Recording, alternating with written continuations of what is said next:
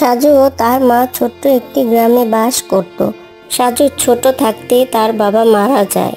তারপর থেকে সাজুর মা কষ্ট করে সাজুকে লালন পালন করে। একদিন সাজু তার মাকে বলল, মা, আমার বাবা না আমাকে বলেছিল একটা সোনার হরিণ দিবে।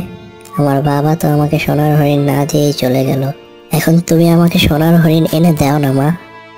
আমি সোনার হরিণ কোথায় পাবো বল? আমি কিছু জানি না, আমার সোনার হরিণ লাগবেই। আরে বাবা, বাস্তবে কখনো সোনার হরিণ হয় না। তোর বাবা তোকে এমনি বলেছিল যে তোকে সোনার হরিণ এনে দেবে। তুমি মিথ্যে বলছো। আজ যদি আমার বাবা থাকতো তাহলে ঠিকই আমাকে সোনার হরিণ এনে দিত।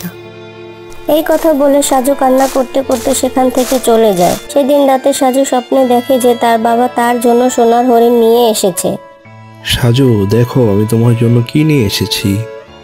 বাবা, তুমি সত্যি আমার জন্য সোনার হরিণ নিয়ে এসেছো? হ্যাঁ বাবা, আমি তোমাকে বলেছিলাম না যে আমি তোমাকে সোনার হরিণ এনে দেব। দেখো আমি তোমার জন্য একটা সোনার হরিণ নিয়ে এসেছি। এই কথা বললে সাজুর বাবা সেখানে সোনার হরিণটি রেখে চলে যায়। আর তখনই সাজুর ঘুম ভেঙে যায়। তারপর সাজু তার মাকে বলে, মা, বাবা না আমার জন্য সোনার হরিণ নিয়ে এসেছে। আরে বাবা, তুই তো এতক্ষণ ঘুমিয়েছিলি, স্বপ্ন দেখেছিস হয়তো। না মা, বাবা সত্যি এসেছিল। আমাদের বাড়ির পাশের জঙ্গলে আমার জন্য সোনার হরিণটি রেখে গেছে। আচ্ছা ঠিক আছে, আমি বুঝতে পেরেছি। তুই মুখ দিয়ে আয়, আমি তোকে খাবার দিচ্ছি। না, তুমি আগে চলো আমার সাথে, আমার সোনার হরিণটি নিয়ে আসি। সাজু এ কথা বলায় সাজুর সাথে তার মা জঙ্গলে গেল। সেখানে যেয়ে তারা দেখলো যে সত্যি সেখানে একটি সোনার হরিণ পড়ে আছে।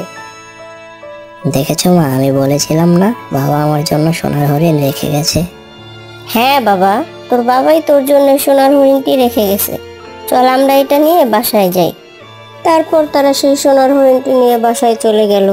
বন্ধুরা, কেমন লাগলো আমাদের এই গল্পটি? যদি ভালো লাগে অবশ্যই আমাদের চ্যানেলকে সাবস্ক্রাইব এবং লাইক দিয়ে পাশে থাকবেন। Thank you.